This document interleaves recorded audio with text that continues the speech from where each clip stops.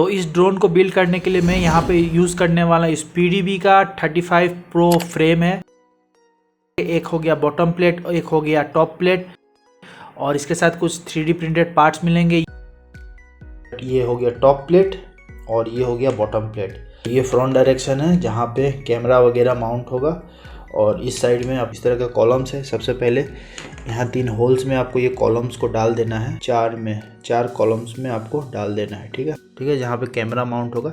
तो इसको सबसे पहले हम लोग आगे लगा लेना पड़ेगा। फ्रंट डायरेक्शन देखिए कि यहाँ पे 2 होल्स बने हुए आगे तरफ, ठीक है, और बैक साइड में आपको सिंगल है, इसीलिए ये बैक साइड होगी, और ये हो गया फ्रंट डायरेक्शन।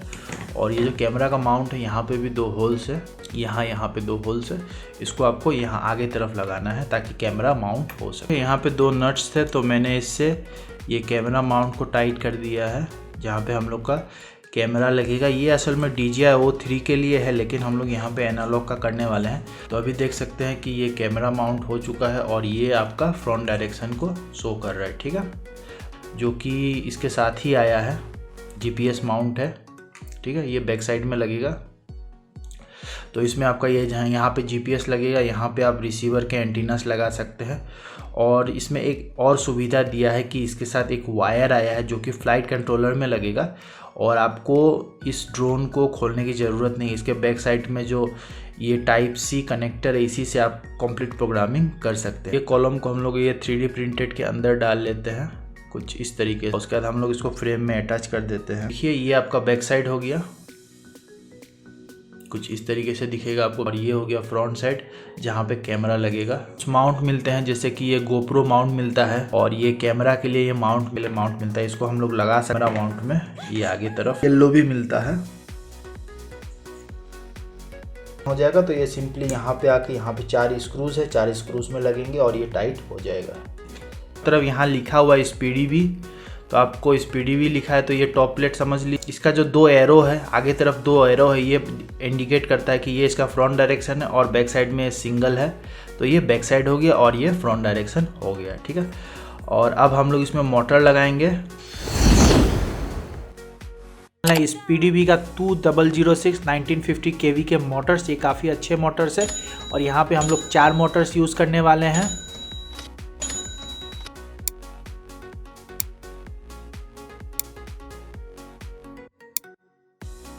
SPDB का 2006 1950 kV, ठीक है, काफ़ी अच्छा मोटर है, प्रीमियम मोटर है। 2S से लेकर 6S तक सपोर्ट करता है। तो आपको मोटर किस तरीके से लगाना है इसको मैं बता दे रहा हूँ।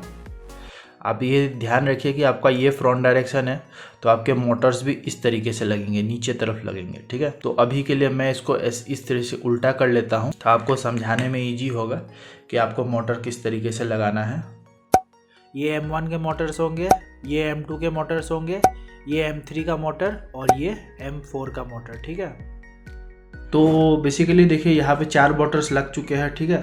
तो आपको अभी से अपना बेसिक्स को क्लियर करना है। क्या बेसिक्स क्लियर करना है कि आपने ये एक सीरियल हुक है, तो आपको ये नहीं देखना है कि किस तरफ M1 है M2 है। मैं आपको हर वीडियो में पहले ही M1 M2 बता देता हूँ, तो इस वीडियो में मैं बता दे रहा हूँ कि आपका फ्रेम इस तरीके से रहेगा। ऊपर में ये B35 लिखा है और इस तरफ SPDB लिखा है, और आपको इसको M1 समझना है, ठीक है। ये M1 होगा, ये M2 होगा, ये M3 होगा, और ये M4 होगा, ठीक है। ये होगा M1, ये होगा M2, ये होगा M3, और ये होगा M4, ठीक है। तो M1 हम लोग का किस तरीके से घूमता है, ये होगा क्लॉकवाइज घूमेगा, ठीक है। M2 जो है काउंटर क्लॉकवाइज घूमेगा, ठीक है, और M3 जो है काउंटर क्लॉकवाइज घूमेगा इस तरीके से, और M4 जो है क्लॉकवाइज घूमेगा। आपको कुछ भी इस तरीके से काम नहीं करना है, इसमें आप कंफ्यूज हो जाएंगे। इसीलिए इसको उल्टा करके आपको हमेशा यही ध्यान देना है कि ये M1 है, ये M2 है, ये M3 है, और ये M4 है, ठीक है।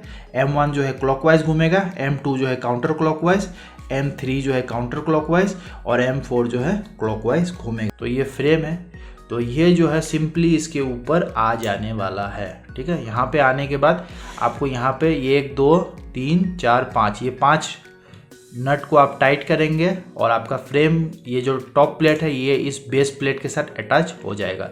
और यहाँ पे भी 4 स्क्रूज है, यहाँ पे भी आपको ये VTX लगाने के बाद ये जो एक प्लेट आता है, ये VTX से DJI O3 यूनिट के लिए है, लेकिन ये कुछ इस तरीके से ऐसा लगा के तो ये टाइट हो जाएगा, ठीक है। और इसके बाद हम लोग यहाँ पे स्टैक लगाने वाले हैं। यहाँ पे हम लोग यूज़ करें SPDB का F4V3 स्टैक, जो कि काफ़ी अच्छा है। तो अभी हम लोग यहाँ पे जो लगाने वाले हैं वो SPDB का स्टैक है। तो सबसे पहले ये हो गया इस ESC, तो इसके ऊपर मैंने ऑलरेडी डेडिकेटेड वीडियो बना दिया है, ठीक है। ये SPDB का ESC है। तो यहाँ पॉजिटिव में मैंने पॉजिटिव XT कनेक्ट किया है, नेगेटिव में नेगेटिव, और कैपेसिटर जो है ये नेगेटिव कैपेसिटर है जो कि नेगेटिव में किया है, और पॉजिटिव को पॉजिटिव में, ठीक है।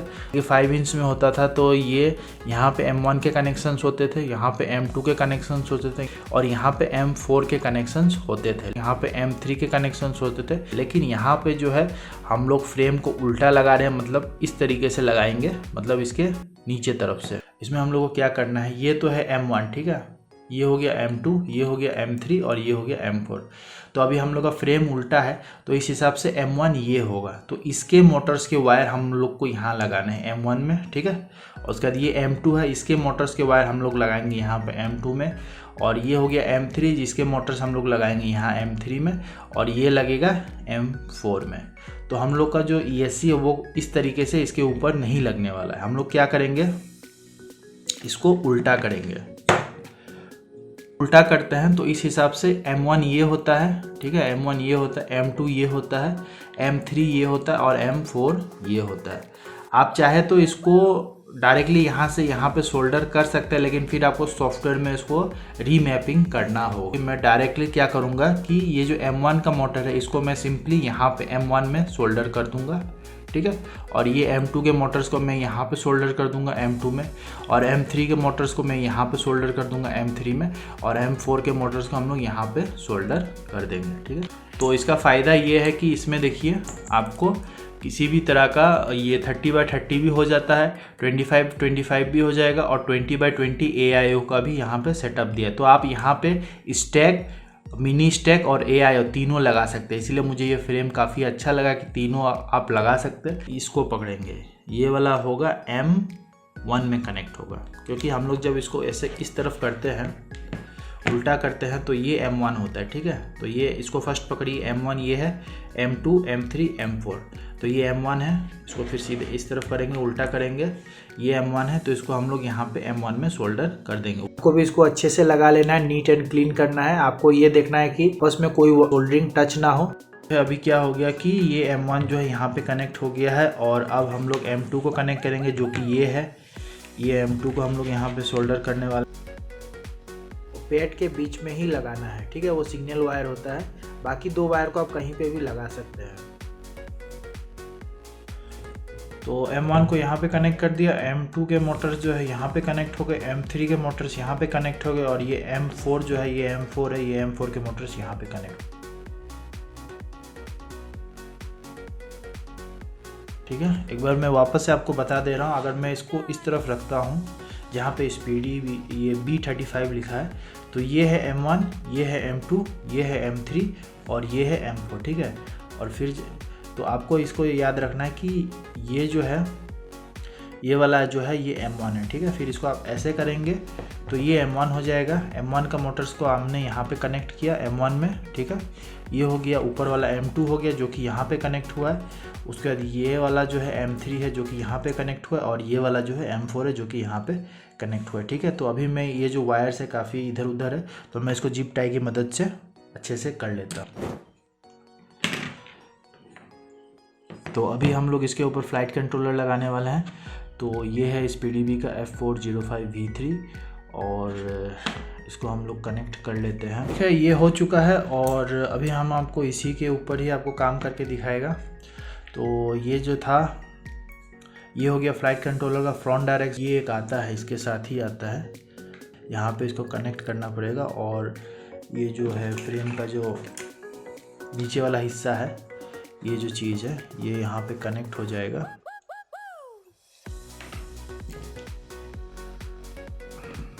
ये यहाँ पे इस तरीके से कनेक्ट हो जाएगा और ये जो पिन है टाइप सी वाला, ये फ्लाइट कंट्रोलर के इस पिन में कनेक्ट होगा। ठीक है, लेकिन उससे पहले हम लोग यहाँ पे कुछ कनेक्शंस है उसको कर लेते हैं। सबसे पहले हम लोग कनेक्ट करेंगे यहाँ पे तो अब फ्लाइट कंट्रोलर में हम लोग कैमरा लगाने वाले हैं और यहाँ पे जो कैमरा हम लोग यूज़ करने वाले हैं वो है कैडेक्स बेबी रेटेल 2 है, जो कि काफ़ी अच्छा कैमरा है। आपको कैडेक्स रेटेल 2 भी मिलता है और तो अभी लेटेस्ट वाला भी एक कैमरा आ चुका है कैडेक्स रेटेल प्रो, तो आप उसको भी ले सकते हैं, ठीक है।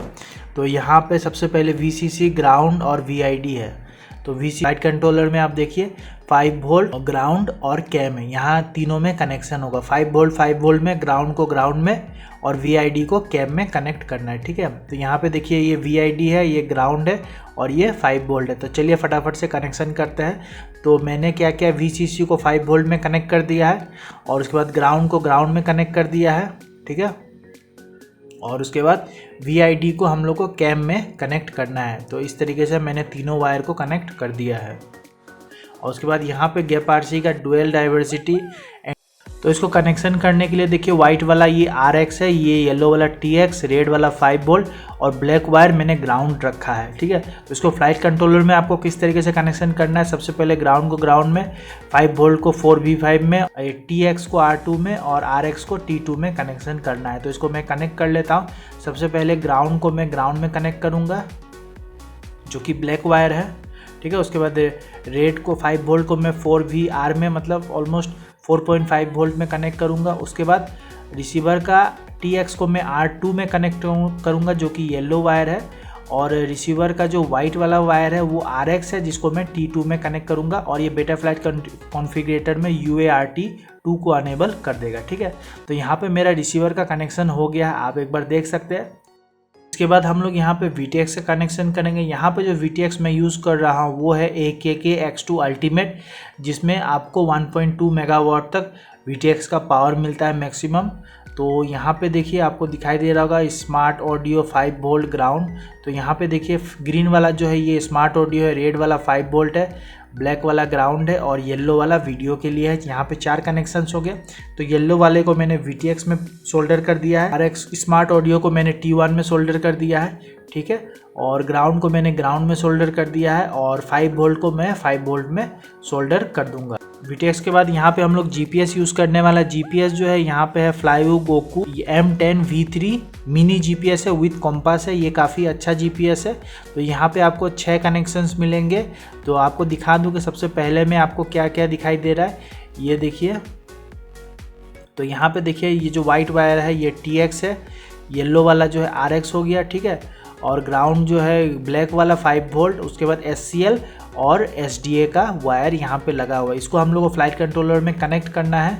तो यहाँ पे देखिए यहाँ सबसे पहले SDA, SCL, उसके बाद 5 वोल्ट और उसके बाद ग्राउंड है, उसके बाद T6 R6 में हम लोग को कनेक्ट करना है। तो SDA को हम लोग SDA में कनेक्ट करेंगे, ठीक है। SCL को हम लोग SCL में कनेक्ट कर देंगे, उसके बाद 5 वोल्ट को 5 वोल्ट में और उसके बाद ग्राउंड को हम लोग ग्राउंड में कनेक्ट करेंगे। यहाँ पे 4 कनेक्शंस हो गए हैं। और UART 6 को अनेबल करने के लिए हम लोग को RX को T6 में कनेक्ट करना है और TX को हम लोग को R6 में। कैमरा का कनेक्शन और ये हो गया रिसीवर का कनेक्शन और ये हो गया GPS का कनेक्शन, ठीक है। और ये हो गया VTX का कनेक्शन।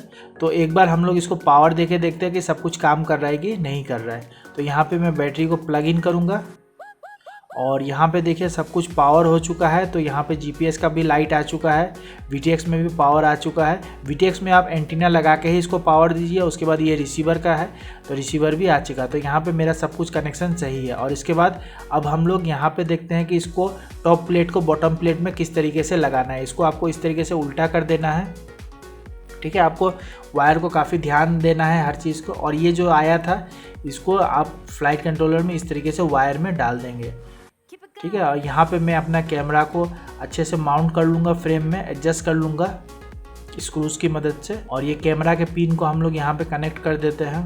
तो बॉटम में ये 4 नट्स लग चुके हैं। इतना होने के बाद अभी ये बैटरी पैड है, इसको भी हम लोग को यहाँ पे लगाना पड़ेगा।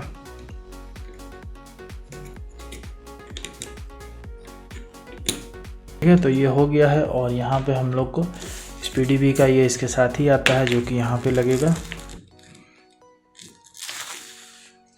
और इसके ऊपर ये बैटरी आएगा, ठीक है।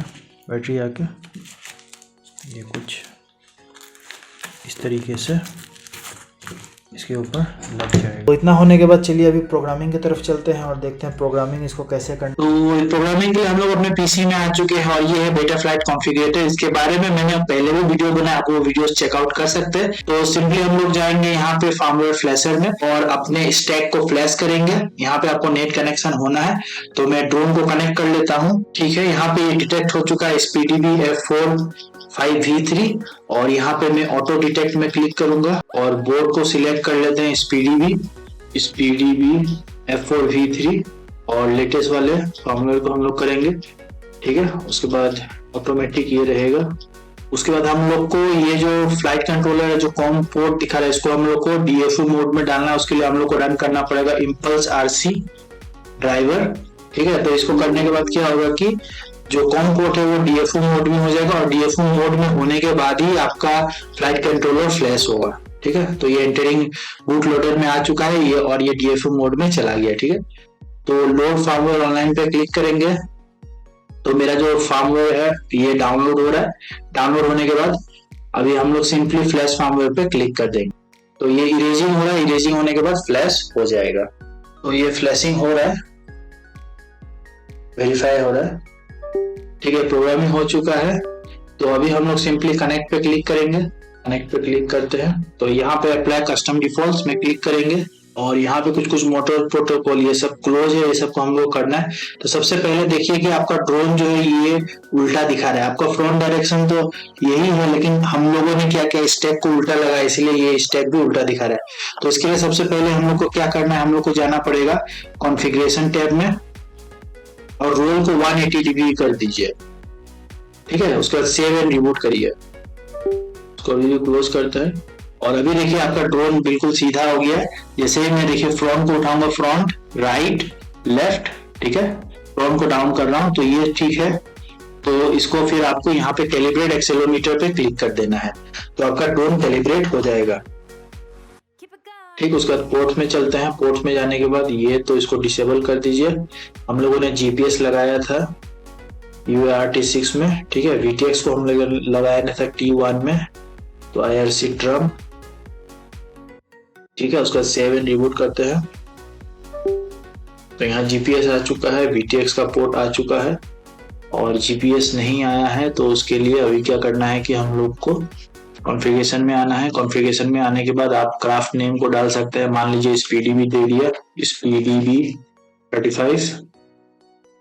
पायलट नेम अपने चैनल का नाम ही डाल देते हैं, एविएशन RC फ्लाई। ठीक है, उसके बाद इन फ्लाइट एक्सेल कैलिब्रेशन, फिर GPS रेड आ चुका है। ठीक है, ठीक है, यहाँ पे बैरो भी आ चुका है।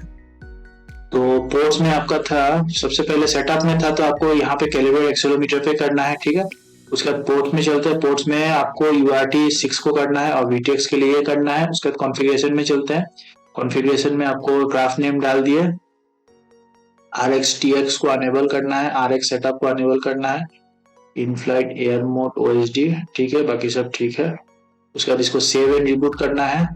ठीक है, उसके बाद यहाँ पे आपको मोटर्स का पूछ रहा है, मोटर्स में चले जाइए।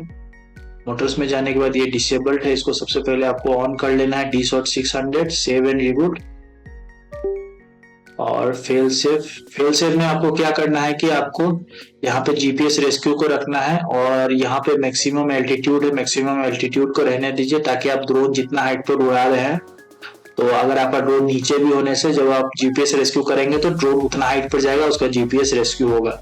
ठीक है, और मिनिमम सैटेलाइट आपको 8 रखना है, इससे कम मत रखिए। आप कोई होता है कि इसको कम कर देता है फ्लाई करने के चक्कर में, तो ये आपके लिए रिस्की हो सकता है। और अलाउ आर्मिंग विदाउट फिक्स, इसको डिसेबल करके रखिए, अलाउ मत करिए। ठीक है, और सैनिटरी चेक को ये फेल सेफ ओनली। तो उसके बाद हम लोग चलते हैं रिसीवर में। रिसीवर डिटेक्ट कर रहा है कि नहीं, मुझे ट्रांसमीटर को ऑन करना होगा। एक बार डिस्कनेक्ट करते हैं तो रिसीवर में आ चुके हैं। रिसीवर में डिटेक्ट करके देखते हैं, ये मेरा स्टिक कमांड को दिखाई दे रहा है। ठीक है, तो इसमें मेरा डिटेक्ट हो रहा है, तो रिसीवर डिटेक्ट हो रहा है, इसको सेव कर लेते हैं। ठीक है, उसके बाद मोड्स में चलते हैं। मोड्स में एड रेंज, तो यहाँ पे मैं आपको अगर दिखाऊं तो यहाँ पे ऑटो कर देते हैं। ये आर्म के लिए हमने स्विच सेट किया है। ठीक है, उसके बाद एंगल के लिए, ओरिजिन के लिए, एक्रो के लिए 3 मोड्स सेट कर दिया है। उसके बाद जीपीएस रेस्क्यू, बीपर मोड,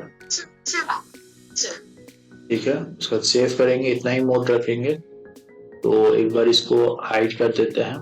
तो मैंने इतना ही रखा है, आर्म, एंगल, होराइजन, ठीक है। इतना रखने के बाद आपको फिर एक चीज रह गया, यहाँ पे कॉन्फ़िगरेशन में जाके आपको आर्मिंग जो है 180 डिग्री रखना है। मैक्सिमम आर्म एंगल जो है आर्मिंग के लिए 180 डिग्री, ठीक है। सेव एंड रिबूट, ठीक है। उसके बाद अब लिए हम लोग चलते हैं मोटर्स में। मोटर्स में ऐसा है कि इसमें आपको टेस्ट करना होगा। पहले आप रीऑर्डर मोटर्स में चलते हैं एंड स्टार्ट करते हैं। तो सबसे पहले ये मोटर घूम रहा है, तो इसीलिए यहाँ पे क्लिक करेंगे। उसके बाद ये यहाँ पे, उसके बाद ये और यहाँ पे, और उसके बाद ये तो यहाँ पे, ठीक है। सेव कर लेंगे। उसके बाद मोटर्स में चलेंगे। मोटर्स में जाने के बाद हम लोग मोटर्स का डायरेक्शन को चेक करेंगे। तो मोटर डायरेक्शन में चलते हैं इंडिविजुअली। तो वन मोटर को आपको क्लॉकवाइज घूमना है, ये आपका क्लॉकवाइज घूम रहा है, ठीक है। टू को देखेंगे, ये एंटी क्लॉकवाइज घूमना चाहिए, लेकिन ये क्या हो रहा है, क्लॉकवाइज घूम रहा है, ठीक है। ये क्लॉकवाइज घूम रहा है, इसको हम लोग को रिवर्स करना होगा। तो रिवर्स में क्लिक करते हैं। अभी भी ये नहीं हुआ तो नॉर्मल में क्लिक करेंगे। अभी देखते हैं, तो ये अभी 2 नंबर एंटी क्लॉकवाइज हो गया। उसमें 3 नंबर को चेक करते हैं। 3 आपका ठीक है एंटी क्लॉकवाइज, और 4 को चेक करेंगे, 4 भी ठीक है, ठीक है। तो ऐसा है, मतलब M1 जो है आपका क्लॉकवाइज घूमेगा, M2 जो है काउंटर क्लॉकवाइज, M3 जो है काउंटर क्लॉकवाइज, और M4 जो है क्लॉकवाइज, ठीक है। तो ये हो गया है। चल जीपीएस में एक बार चलेंगे। जीपीएस में जाने के बाद ऑटो डिटेक्ट क्लिक कर देते हैं, सेट होम को इन वंस, ठीक है। Save and reboot. OHD में चलेंगे। OHD का टैब आ गया है। OHD में हम लोग को ये दरकार नहीं, एल्टीट्यूड, ठीक है। ये एल्टीट्यूड हो गया, यहाँ पे रख देते हैं एल्टीट्यूड को। उसके आर्टिफिशियल हॉरिजन DB35 इसको ऊपर कर देते हैं। उसके बाद फ्लाइट डिस्टेंस, उसके बाद लेटीट्यूड। अभी हम लोग चलते हैं VTX को सेटअप करते हैं। VTX के लिए हम लोग को सबसे पहले VTX टेबल चाहिए। मैंने इसको ऑलरेडी डाउनलोड कर लिया है। सिंपली मैं इसको कॉपी करूँगा और CLI में जाके इसको सिंपली वहाँ से कॉपी करके यहाँ पे पेस्ट कर दूँगा, और मेरा जो VTX टेबल है वो अपलोड हो जाएगा, ठीक है। ये अपलोड हो चुका है। मैं एक बार VTX टैब में जाता हूँ और देखता हूँ VTX टेबल मेरा अपलोड हुआ है कि नहीं हुआ है। हम लोग का ये डिवाइस ठीक है, स्मार्ट ऑडियो सब आ चुका है। तो अभी हम लोग को यहाँ पे VTX टेबल को देखना है। तो यहाँ पे VTX टेबल भी आ चुका है, जो कि 25, 200, 600, 1K बता रहा है। 3 लेवल है, ठीक है। तो 1, 2, 3, 4 4 पावर्स है। तो हम लोग यहाँ पे सेट कर लेते हैं, ये चैनल 8 पकड़ लेते हैं, ठीक है। पावर जो है हम लोग यहाँ पे फिलहाल के लिए 600 रखते हैं, ठीक है। इसको कर दीजिए ऑन अंटिल फर्स्ट, ठीक। उसके बाद सेव कर देंगे। तो यहाँ पे सब कुछ सही लग रहा है। सेंसर्स में हम लोग को कुछ नहीं करना है, थ्रेटल लॉगिंग में कुछ नहीं करना है, ब्लैक बॉक्स में कुछ नहीं करना है, और CLI में भी कुछ नहीं करना है। तो मैंने बताया था कि फेल सेफ में आपको जाना है। फेल सेफ में जाने के बाद ये देखिए OX3 जो एंगल और हॉरिजन है, इसको सेट करना है आपको। जब आप जीपीएस रेस को रखे तो 1500 में रख देना है, ठीक है। फेल सेफ में वापस चलते हैं। मैंने ड्रॉप का ऑप्शन दे के रखा हुआ है सर। वो ऑलमोस्ट प्रोग्रामिंग हो चुका है, और एक बार हम लोग मोटर डायरेक्शन को देख लेते हैं और प्रोपेलर डायरेक्शन को, किस तरीके से आपको मोटर और प्रोपेलर को सेटअप करना है। तो देखिए ये M1, ये M2, M3 और ये M4 है, ठीक है। तो यहाँ पे M1 जो है क्लॉकवाइज घूमेगा, M2 जो है काउंटर क्लॉकवाइज, ठीक है, M3 जो है काउंटर क्लॉकवाइज, और M4 जो है क्लॉकवाइज घूमेगा। तो अभी हम लोग इसको उल्टा कर लेते हैं, ठीक है। तो M1 जो है आपको क्या ध्यान रखना है कि यहाँ पे हम लोग काउंटर क्लॉकवाइज प्रोपेलर लेंगे, लेकिन यहाँ पे जो है M1 और M4 जो है क्लॉकवाइज प्रोपेलर होगा, और इसको हम लोग उल्टा कर लेंगे। उल्टा करके ही यहाँ पे हम लोग कनेक्ट करेंगे कुछ इस तरीके से, ठीक है। ये कनेक्शन हो गया है, ये M1 हो गया। उल्टा हम लोग को प्रोपेलर लगाना है। ये M2 के लिए है, जो कि एंटी क्लॉकवाइज प्रोपेलर है। हम लोग को प्रोपेलर उल्टा कर लेना है, और यहाँ पे प्रोपेलर भी उल्टा ही लगेगा, ठीक है। इसको मैंने टाइट कर लिया है। उसके बाद ये M1 हो गया, ये M2 हो गया, और उसके बाद यहाँ पे M3 है, जो कि काउंटर क्लॉकवाइज प्रोपेलर लगेगा। इसको हम लोग उल्टा कर लेंगे। उल्टा कर लिया है, और इस साइड को हम लोग को मोटर में लगा देना है कुछ इस तरीके से, ठीक है। और इसके बाद यहाँ पे हम लोग M4 को यूज़ करने वाले। M4 जो है क्लॉकवाइज था, ठीक है। तो ये वाला है, ये क्लॉकवाइज प्रोपेलर लगेगा M4 में। इसको हम लोग प्रोपेलर को उल्टा कर लेते हैं, और यहाँ पे हम लोग उल्टा तरीके से लगा देते हैं, ठीक है, इतना लगाने के बाद हम लोग का ड्रोन ऑलमोस्ट रेडी हो चुका है और अभी हम लोग चलते हैं ग्राउंड में। और ये मेरा सिनेहूप रेडी हो गया है। ठीक है, तो यहाँ पे कैमरा यहाँ पे माउंट किया है, इसका ढक्कन को निकाल देगा। यहाँ पे गोप्रो लगाया है और ट्रू आरसी का एंटीना लगाया है, जीपीएस पीछे में माउंट कर दिया है। यहाँ पे रिसीवर है और CNHL का 4S 1500 mAh का बैटरी मैं यूज़ कर रहा हूँ। बैटरी पुराना हो गया तो इसमें ज़्यादा फ्लाइट टाइम नहीं मिल। तो यहाँ पे मैं एक बार आपको बता देता हूँ, ये हो गया चैनल 1 2 3 4। ठीक है, इसे ड्रोन क्या होगा, आगे पीछे लेफ़्ट राइट जाएगा। ये थ्रोटल है जिससे कि ड्रोन ऊपर जाएगा और उसको रोटेट करने के लिए इसका यूज़ किया जाएगा। ठीक है, और यहाँ पे मैंने चैनल सेट किया, ये चैनल 5 है। आर्म डिसआर्म के लिए इसको करूँगा तो ड्रोन आर्म हो जाएगा। ठीक है, और ये वाला जो है ये 3 मोड स्विच है, इसमें मैंने GPS रेस्क्यू रखा है SB में। ये SWC है जिसमें 3 मोड सेट किए हैं, Acro mode, angle mode, horizon. और ये लास्ट वाला बीपर मोड है, इसको देने से ड्रोन में से साउंड आएगा। ठीक है, यहाँ पे जो गॉगल्स मैं यूज़ कर रहा हूँ वो है स्काईजोन कोबरा S गॉगल्स है, काफ़ी अच्छा गॉगल्स है। अभी यहाँ पे अवेलेबल नहीं है, आप चाहे तो यहाँ पे EV800D को भी ले सकते हैं। तो यहाँ पे मैं 2 एंटीना लगा दूंगा, एक वास एंटीना लगा देता हूँ। आप चाहे तो TVS का एंटीना भी लगा सकते हैं, साक का एंटीना है। यहाँ पे ये बैटरी भी यूज़ कर सकते हैं 1865 का, और आप पावर बैंक के थ्रू भी इसको पावर दे सकते हैं और USB के थ्रू भी इसको पावर दे सकते हैं। तो मैं यहाँ पे लिपो बैटरी का यूज़ करने वाला हूँ, तो यहाँ पे मैं सिंपली कनेक्ट कर दूँगा। तो यहाँ पे मैंने मेमोरी कार्ड को भी इंसर्ट कर दिया है, ये रिकॉर्डिंग करके आपको DVR फुटेज को यहीं पे स्टोर करेगा, जो कि हम लोग PC में देख सकते हैं।